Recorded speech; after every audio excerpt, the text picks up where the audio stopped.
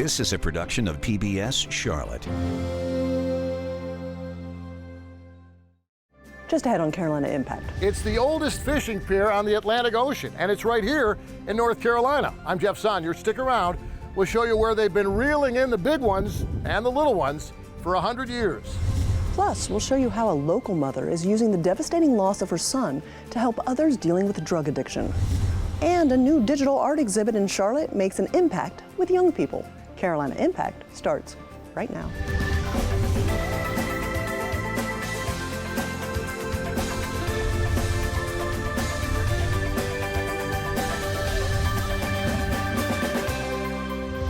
Good evening, thanks so much for joining us. I'm Amy Burkett. For most of us, beach season is over. After all those summer vacations, we're all back at work or back in the classroom. But it's always fishing season at the Atlantic's oldest fishing pier, now celebrating its 100-year anniversary. Carolina Impact's Jeff Sonyer and videographer Doug Stacker take us out to the pier at Kure Beach for a little North Carolina fishing history. Yeah, so how does this fishing pier last 100 years when so many other fishing piers have been washed away? Well, you can thank the family that built it back in 1923, the same family that's been rebuilding the pier year after year ever since.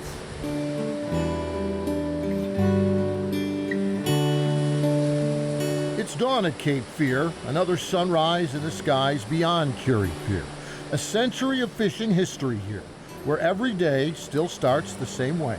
At first light, lines tight, waiting for that first bite. He's right there, Tom. But Tyrone Powell will tell you, after 27 years of fishing the Kure Beach Pier, this is the day he'll remember. I'm trying to get him to go back left. Get him, Ty, get him. If I can get him to go back left. Hooking a 90-pound tarpon from Kure Pier on his 12-pound line. Too big to pull up, so as a crowd gathers below the pier to watch, well, that's where Powell is headed to. That's a good thing. He's going past that sandbar, y'all. And then, after fighting the big fish for almost an hour, comes that feeling of finally reeling it in. On the beach, cheers. And back at the pier, God bless. Good job. Good handshakes job. to celebrate his biggest catch ever. Nice tarpon. And nice as Powell heads out the door to fish some more, well, maybe he's hooked on Kure Pier too. 777 feet from the road, 632 feet of it sticks out over the water. Owner Paul Robertson knows every inch of Kure Pier from the bottom up. That's a 6x12. Every brace, board, and beam below this pier deck. Every post and pylon propping up the pier for decades. And where the pylons step out, you can see all the old stubs that are still left out there, but it's not pretty, no, but it's strong. Yeah. You don't need to make everything pretty, you know? This tells a story. The 100-year story of Kure Pier begins with Robertson's great-grandfather, L.C. Kure. So L.C. was the first originator of the pier. He had some background in building ship wharfs. But the pier that L.C. built, that grew so popular through the 1920s and 30s and 40s, was no match for Hurricane Hazel in 1954, so it was Robertson's grandfather who rebuilt Kure Pier after Hazel. In 1984, when Hurricane Diana made 400 feet at the far end of the pier disappear, Robertson's father rebuilt it a second time. And in 1996, when a 1-2 punch from Hurricanes Bertha and Fran left the Kure Beach Pier in ruins again. They say they don't make them like they used to. Well, that's when Robertson's dad rebuilt the Atlantic's oldest fishing pier again, even taller, raising Kure Pier from its original 18 feet to today's 25 feet above the water. When you have the storms now and you're sitting out here and I come down during the eye and I look out the back door and go, whew, you know, you can see the ocean spray come up through the cracks. You know, they're just touching the bottoms of the boards, but they're not getting on top of the pier to be able to cause havoc, you know. But you kept on building back, your family, storm after storm, year after year. I mean, that's our livelihood. This is what we do. Kure Pier hasn't changed much over the years. They do sell souvenirs now and t-shirts here in a much bigger pier store. The old Kure Pier store from the 40s is now a restaurant across the street. And during the summer months, the family that founded Kure Beach and built Kure Pier still welcomes other families who vacation here. Great-grandparents, grandparents, parents, and the kids, they all say they will never go anywhere else. And then they go and they eat in the restaurants for dinner, and then they come out on the pier and they get their ice cream, and then they walk the pier because it's free to walk out. It warms my heart with all the love that other people have for it as well. But after Labor Day, when the shadows on Kure Pier get longer and those vacations at Kure Beach become summer memories, well, that's when this pier that's famous for fishing gets back to its 100-year tradition. We call it the September flip. You go from the tourists to the fishermen. The tourists are here enjoying themselves and doing their thing, but spring, fall, when the fish are moving, this is 100% a fishing pier and fishing town. There's no fussing, no beer, no drinking on this pier. It's a family pier. 90-year-old Tom Hardy is part of that fishing family. So is 79-year-old Mark Arthur. And it depends on how the fish is biting, but most of the time we fish about 8 hours. Yep, every Wednesday all year, you'll find Tom and Mark here on the Kure Beach Pier, next to the rest of the regulars, all at the rail with rod and reel, along with a pelican named George, who's just looking for a free meal. What's the biggest fish you ever caught on this pier? I caught a 10-pound 2 blue. One day it's good, and one day you can't catch anything, you know. But you know what? The fellowship is worth it all. You know, we made a lot of friends over the years. You've got a responsibility to Keep it going. keep this open. Absolutely, absolutely. It means everything to me, but it means so much to so many people. And come hurricanes or high water, Paul Robertson promises they'll always have a Kure Pier to come back to, no matter what. And if no one comes and knocks it down, we're putting it back. For it to be here for 100 years, you know, obviously we're doing something right, and we're not going to change it. By the way, if you're planning a visit here to Kure Pier, well, no reason to circle any special dates on your calendar because this pier is open 365 days a year, 24 hours a day. Even during the winter months when the pier store is closed, the pier itself is still open. Just don't forget your rod and reel. Amy? Thank you, Jeff. The family that still owns Kure Pier, after 100 years, isn't sure what the cost was to build that first pier back in 1923, but the price tag for the rebuild in 1996 after Hurricanes Bertha and Fran was around $450,000. We have more information and historic photos on our website at pbscharlotte.org. On to a much more serious topic. It's every mother's worst nightmare, losing a child. According to the Centers for Disease Control, drug overdoses too often make that nightmare a reality. In 2021, there were over 106,000 drug overdose deaths in the U.S. And in North Carolina alone, there were more than 3,500. One local mom is part of those statistics. Carolina Impact's Dara Khalid and photojournalist John Branscombe show us how she turned her pain into purpose by working to save others. This is the book that I gave to Cody when he graduated from high school. As Lori Hawes flips through a scrapbook of her son, Cody Mogensen, These are birthday parties. she's still dealing with the heartbreak of losing him at just 32 years old. Cody was sweet, kind, smart, very talented. He could fix anything. She finds comfort helping others get to know her son, who died more than a year ago. A terrifying incident during high school changed Cody forever. He was delivering pizza and was attacked by what the cops believe a gang. It was a group of guys. He was beaten with a hammer. It was horrific. Little did she know at the time, this was only the beginning of a long road of pain. First thing I asked before the surgery is, what about brain damage? And they said, we just have to go in. And he recovered. But he didn't recover because he got addicted. And then when he couldn't get any more pain meds from the doctor, he went to heroin.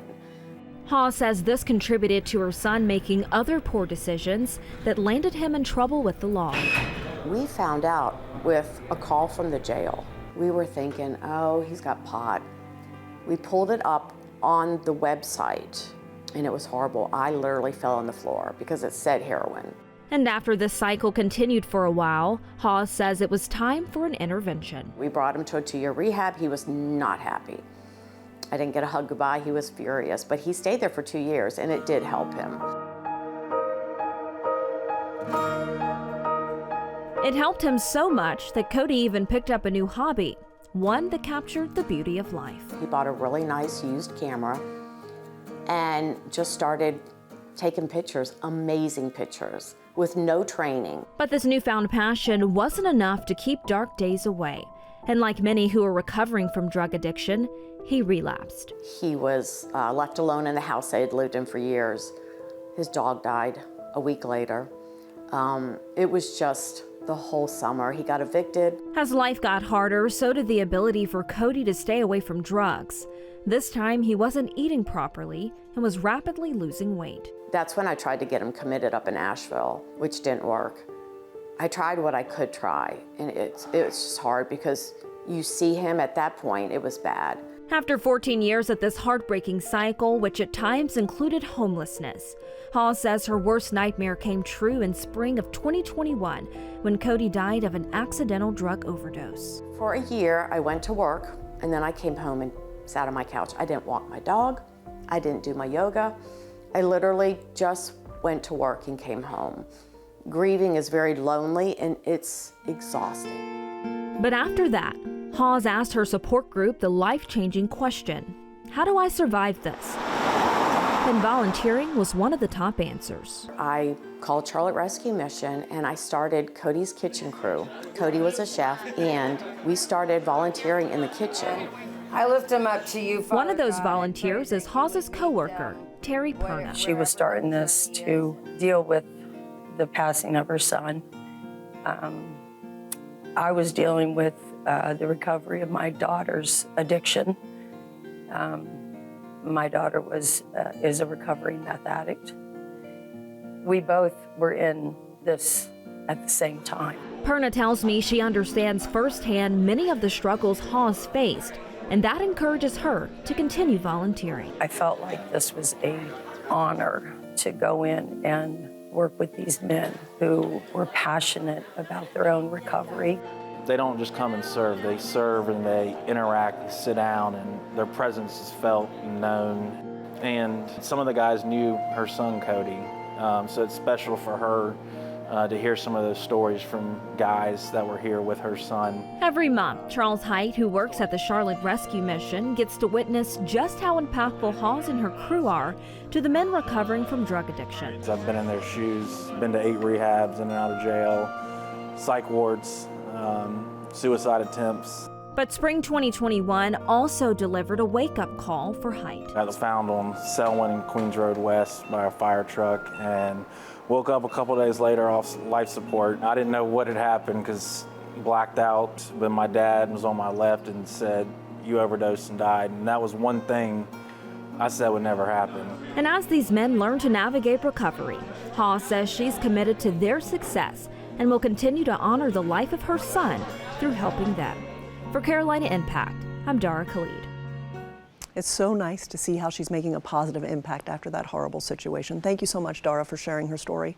Statistics show that overdoses remain a leading cause of injury-related death in the U.S. If you're interested in helping Cody's kitchen crew, head to pbscharlotte.org for more details. Well, no matter where you go in the Queen City, you're sure to find art and creativity. A new digital art exhibit at the Harvey B. Gantt Center is capturing the attention of many. It intertwines bold visuals with technology. Videographer Marcellus Jones gives us a closer look into the Mecca of digital arts and how it's providing opportunities for young people.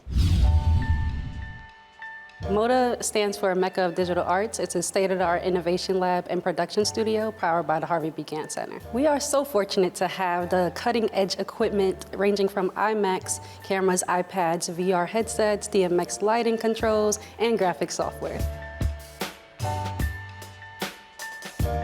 When I initially came here, we came back into this empty classroom space and envisioned what the possibilities were, and also kind of looked at our community a little bit to determine where there were needs.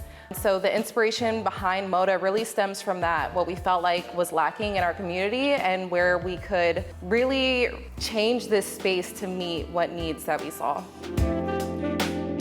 Today's class is just an intro to augmented reality. So I'm gonna have students using Adobe Aero, which is Adobe's premier AR product, as well as Adobe Mixamo, where we're gonna teach students how to animate those models. And we'll be using Michael Jordan and LeBron James prefab models. On the top left corner, there's a button that says preview. Hit preview. You should be bouncing the ball. All right, you got that. Virtual reality, users tend to have on a helmet. Augmented reality, users tend to have a phone or tablet in their hand while having the experience. If you're creating your own 3D models, having access to really powerful computers matter. Spaces like the Moda help level the playing field for the community to get started. Moda is more than just a space, it's a community. We forge partnerships with local organizations, educators, and businesses to ensure that our impact extends far beyond our walls. Through these collaborations, we foster mentorships and educational programs and opportunities that elevate future innovators and industry leaders. I wish I could say I knew about Moda prior to. We had gone to the Harvey B. Gantt Center before in some time past during our summer camp programming. Where the team puts together so many activities that they go, so we had been to the building. Our push, again, is for pro-social and interest-based initiatives, and so we're harping that at every turn we can get. And so we were fortunate to have a member of the Juvenile Crime Prevention Council local in Mecklenburg County who made mention of this possibility to, if that's something we were interested in. And I was like, yes, these are the right up our alley deals. It was cool. It was like more into the future. I never think you could get something off your computer and then it just be right in front of you, you know what I'm saying? Yeah, that's the future, man. The interesting part was learning about the people on the computer, and then you use your phone and they be popping up in real life and stuff like that. That was interesting because I'll just know about that on Snapchat, but I don't be seeing it on Snapchat no more. But that was just interesting. I didn't know nothing about that. We see a world like where every kid gets an opportunity to get connected with positive people and places. That if they have a dream and aspire to do something, that if we can connect them to people in places where those resources exist, they may be more inclined to pursue or continue pursuing their dreams. So the vision is that part in connecting the dots to those resources. When I met the coaches and the teachers here, they made me feel really comfortable, and they told me a lot of stories that made me feel like I wasn't alone. I love this place. It's like a second home. Art in any form is valuable, but digital art, in addition to, I think, could be the beginning of an exposure to incredible career paths. And all things being technology-driven, youth-inspired by, in addition to whether it's your Mac or whatever it is, having an ability to get in a space where they can see that creativity come to life, and then, oh, by the way, apply it to some potential for seeing the visualization of this is a real career path. This is an incredible opportunity, and I know it's going to inspire some of these young people to want to get connected, and I'm looking forward to figuring out ways how we can continue that collaboration. Thank you so much, Marcellus. Those young people have great futures ahead of them. There are several programs and events coming up at the exhibit that will teach young people even more about creating digital art. Well, finally tonight, college football season is here, and I'm sure we all remember the recent Battle of the Carolinas that kicked off in Charlotte. North Carolina taking on South Carolina in front of nearly 70,000 fans and millions more watching on TV. Would you believe the team putting the game together consisted of just 8 people? Carolina Impact's Jason Terzes joins me now with more. Yeah, getting a look at it. Thanks, Amy. Well, I spent plenty of time uptown with the crowds that weekend to bring you this behind-the-scenes look with the Charlotte Sports Foundation to see how this small crew puts a big game together. North Carolina, South Carolina. You have red versus blue. Cocky, Ramses, Sir Big Spur, the bands, the cheerleaders, and the dance teams. You have north versus south. The spectacle, colors, and pageantry that is college football. You have 2 fan bases that might as well be brother and sister. They're so closely aligned. The Gamecocks and Tar Heels kicking off the season in the Duke's Mayo Classic. It's great publicity for Charlotte, and well-deserved publicity for Charlotte. But games like this don't just happen. What you see on TV or from the stands is just the cherry on top. I am not the only one in charge, but I am one of many. In the hour leading up to kickoff, there's a beehive of activity. Hi, nice to meet you. I'm glad you guys made it. Katie Koppenhaver is the Director of Operations with the Charlotte Sports Foundation. Her job on game night? Dealing with people. Owen's going to get him at the south gate. People like the on-field game host.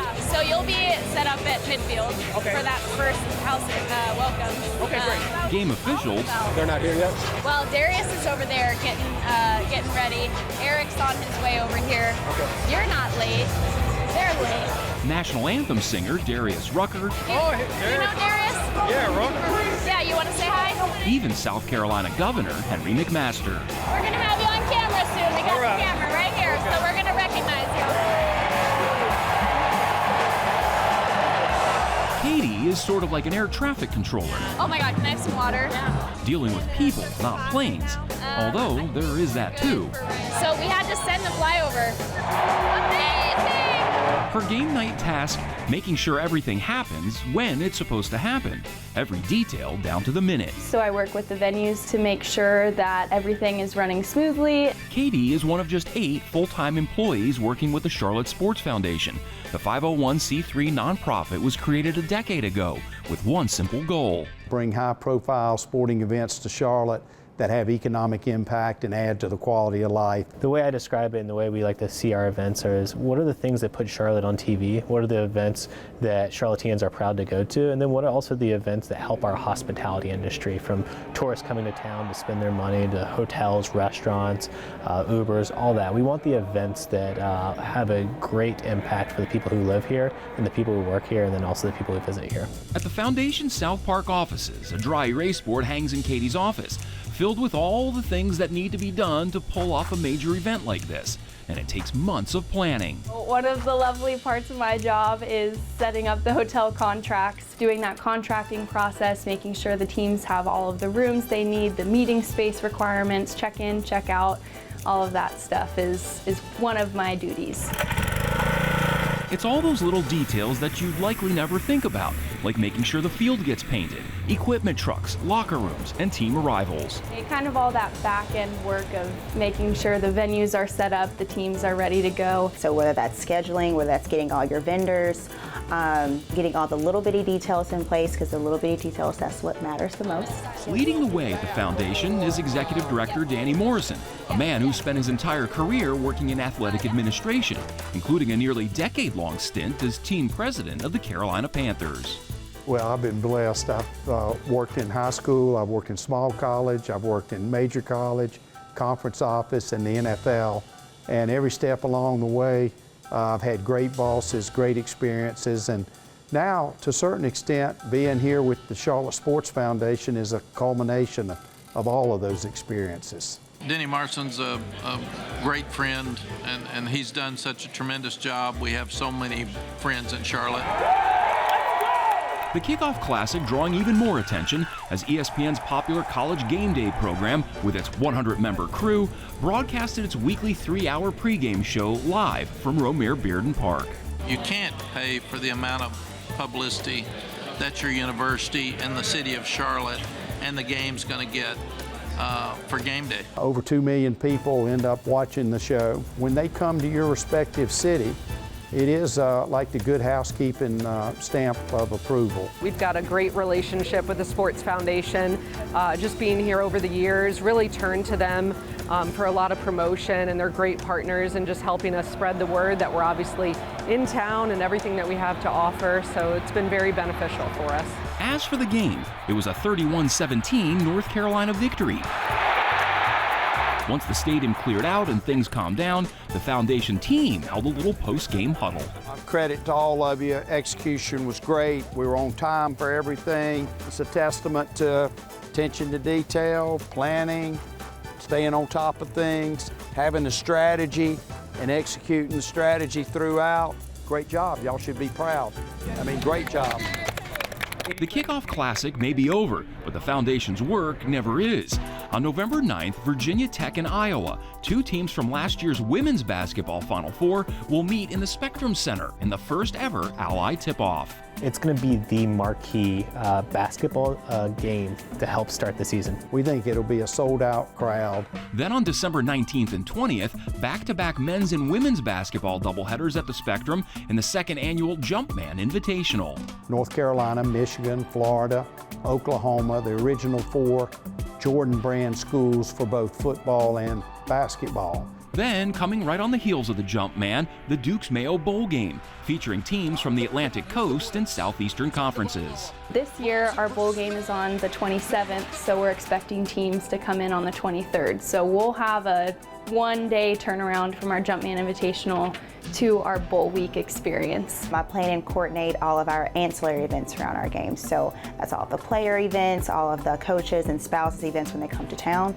If the goal is to bring high-profile sporting events to the Queen City that enhance the quality of life and have significant economic impact, the Charlotte Sports Foundation is certainly achieving its mission. Well, generally, our events have somewhere between $70 and $95 million economic impact for the year. The harmony that exists in Charlotte is unmatched compared to other cities our size. And that's kind of the secret sauce. From the stadiums to CRVA, county, city, Center City partners, we have incredible support, and we have an incredible board that supports our vision of Charlotte being one of the best, if not the best, sports town in America. Jason's back in the studio to tell us even more is going on, as I understand? Yeah, so this small crew putting together these major football games and now these basketball games, but there's even more going on. The Sports Foundation is in the process of creating a running event called the Mecca Mile, which will be modeled after the popular Fifth Avenue Mile run in New York City. The event coming up this spring in May at Memorial Stadium on the campus of Central Piedmont Community College. Again, another event to bring people to Uptown and try to create some excitement around a sporting event. And that sense of community. Thanks so much for sharing. Well, before we run out of time, I want to invite you to share your story ideas with us. I know our region is filled with amazing people and places, and we'd love to shine the spotlight on them. Email your ideas to stories@WTVI.org. I'd also like to extend a heartfelt thank you to our longtime producer, videographer, editor extraordinaire, Doug Stacker. He's retiring, and I just want him to know how much I'll miss him, and our entire crew wishes him the greatest joy in this next chapter of his life. Thanks for all your hard work and commitment to excellence, Doug. Well, that's all the time we have this evening. Thanks so much for joining us. We always appreciate your time and look forward to seeing you back here again next time on Carolina Impact. Good night, my friends.